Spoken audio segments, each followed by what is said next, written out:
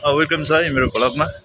Kathmandu bus park area मासु किन्ने भनेर हिँडेको होइन। मासु चाहिँ लगभग च्याङ्ग्राको चाहिँ 2300 रुपियाँ केजी अरे पर केजीको। अब खै अब ब्रोइलरको त खाने होला 2300 रुपियाँ केजी खाएर के कामै छैन। एकजनालाई आधी केजी मुला 1250 पर्छ यार। 1150 पर्छ के यत्रो महँगो खाएर के काम होइन। अब हेरौँ एउटा राम्रो पसल छ त्यहाँ चाहिँ कति रुपियाँ केजी छ हेर्छु। त्यहाँ पनि भएन भने लास्टमा ब्रोइलरको 1 केजी भयो भने भुटुवा हानेर स्याममा खानुपर्छ के है।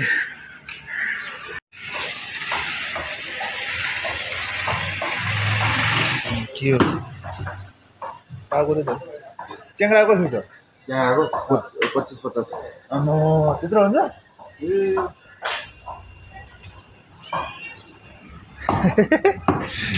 2550। त्यो माथि लेकदेखि ल्यायो भनेर हो क्या? लेकदेखि ल्याएको भनेर हो क्या? अनि मासु त यति मिठो त हुँदैन त खसीको जस्तो अनि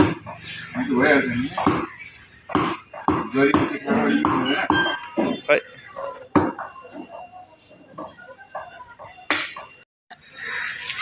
आधी केजी गाई हान्ने हो अहिले प्र्याम पारेर। रुम पुगियो है। अब चाहिँ मासु पकाउने तयारी काटकुट गर्नुपर्छ। मासु यो एउटा सानो डिउ लिएर आएको छु। टुवा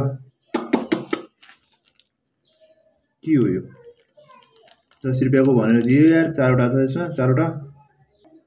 धनियाँ लिएर आएको होइन। धनियाँ आमामा धनियाँ ल्याउँदा यस्तो किरा पनि आउँछ है हाम्रोमा। यो धनियाँ आउँदाखेरि यस्तो के खाने, के काट्ने, कति काट्ने होइन। मसलाहरू के थाहा छैन।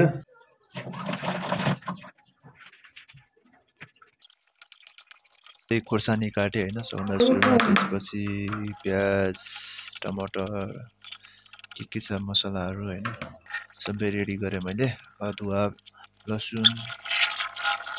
त्यसपछि मैले कराई बसालेँ। कराईमा चाहिँ अलिकति लो ग्यास गरेर चाहिँ अलिक तेल राखेँ। अलिकति तातिसकेपछि चाहिँ मैले खोर्सानी राखेँ है। हरियो खोर्सानी मसँग धुलो खोर्सानी मलाई ग्यास्ट्रिक हुन्छ भनेर। त्यसपछि प्याज मजाले हालेँ। लौङ सुमेल है मजाले यसलाई चाहिँ अलिकति रातो हुँदासम्म मैले मजाले फ्राई गरेँ। जब रातो हुन्छ त्यसपछि चाहिँ यसरी मासु हाल्ने। मासु हालेपछि चलाउने एकैछिन है। यसलाई राम्रोसँग चलाइसकेपछि छोपिदिने। नुन हालिसकेपछि चाहिँ तपाईँको मासुलाई राम्रोसँग मोलिसकेर यसले चाहिँ पानी निकाल्छ नि त। अनि पानी निकालेपछि अलिकति फ्राई गर्नको लागि छोडिदिने है। सुक्खा हुनबाट बच्छ नि त। अनि छोपिसकेपछि यसरी पानी निस्किन्छ तेल बोसो पग्लेर। त्यसपछि अरू मसलाहरू के छ 2 मिनट जति यसरी छोपिसकेपछि मसलाहरू के छ एड गर्ने है। मैले पनि एड गरेँ अनि राम्रोसँग चलाएर 5 मिनट जतिको लागि मैले यसलाई बन्द गरिदिएँ। फेरि 5 मिनटपछि यसलाई मैले चलाएर अलिकति पाकिसकेको थिएँ। पाकिसकेपछि चाहिँ मैले यसमा देख्न सक्नुहुन्छ टमाटर युज गरेँ। टमाटर हालिसकेपछि चाहिँ राम्रो रेसिपी देखिरहेको थियो। मुखमा पानी आइरहेको थियो कि है। अनि फेरि मैले यसलाई छोपेँ। टमाटर फत्त भइसकेपछि चाहिँ त्यो पाकिसकेपछि चाहिँ ग्रेभी एकदम राम्रो भएको थियो रेसिपी। अनि मैले त्यसमा फेरि धनियाँ सनियाँ हालेँ।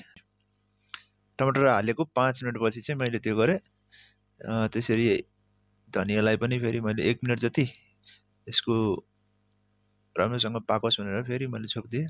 र पाकिसकेको छ हाम्रो, रेडी भइसकेको छ यसरी है। यसरी पकाउन सक्नुहुन्छ तपाईँहरूले पनि। यो रेसिपी एकदम दामी हुन्छ। तपाईँहरूले चाहिँ ध्यान दिएर हेर्नुभयो भने है। अनि मैले चाहिँ यसलाई कटोरामा हालेर मजाले बसेर खाएँ। तपाईँ देख्नुहुन्छ कस्तो मजाले पाकेको छ होइन।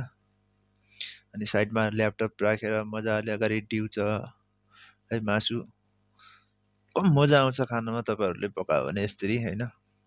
टेस्टी पनि बबाल टेस्टी भएको थियो है आजको। गानामा चिल हुँदै है। अब बाहिर बसेपछि एक्लै रुममा के गर्नु, गाउँघरबाट टाढा बसेपछि होइन। सो रमाइलो गर्नुपर्छ, चिल हुनुपर्छ होइन। तर के गर्नु लास्टमा एउटा खाँदै थिएँ कि त्यसमा चाहिँ घाँटीमा अड्क्यो क्या हो।